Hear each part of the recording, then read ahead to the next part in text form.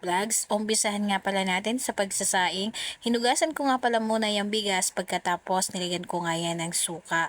Yung suka nga pala ang magiging preservative ng ating kanin para hindi agad mapanit. Pagkatapos naman ay sinukat ko nga sa aking daliri, ayon nga pala sa aking nakagisnan sa aking mga magulang.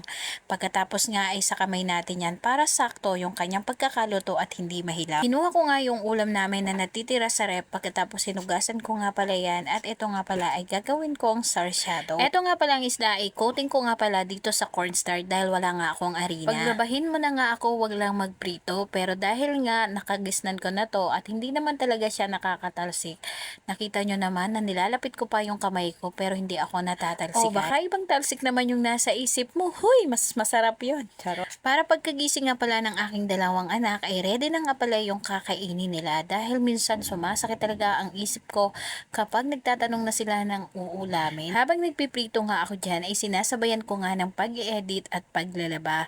Napakarami talagang trabaho ng nanay na hindi mo mabilang-bilang paulit-ulit na nga lang pero wala nga pala tayong magagawa dahil nanay tayo. Huy! Ipapakita ko nga lang pala sa inyo ang effect ng cornstarch, talaga namang hindi siya dumikit dito sa ating kawali.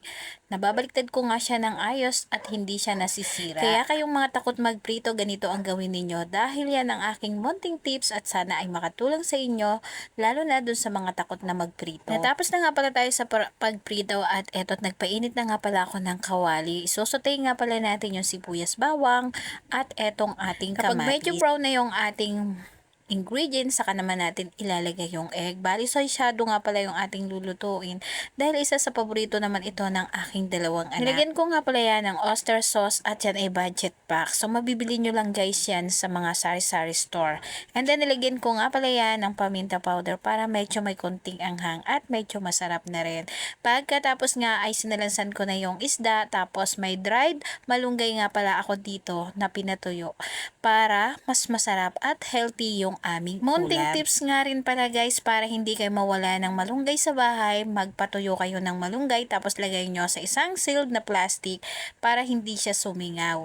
And then pwede nyo siyang gamitin sa kahit na anong pagluluto dahil napaka-healthy po ng ating malunggay, lalo na sa mga bagong panganak. At dahil medyo gutom na nga ako guys at ako nga pa ay naglalaba, habang naglalaba, nagtitinda, nag-e-edit pa, o san ka pa? Huy! Fast forward nga tayo guys, nabusog na nga ako dyan at eto at maglalaba na nga pala muli tayo.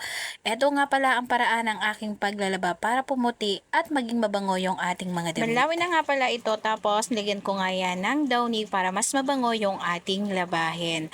So paano yan guys? Hanggang dito na lang at sana ay natutunan nyo yung konting tips ko. And nga pala, mag-electric pan kayo kapag naglalaba para naman hindi tayo pagod. Yun lang guys, and follow for more.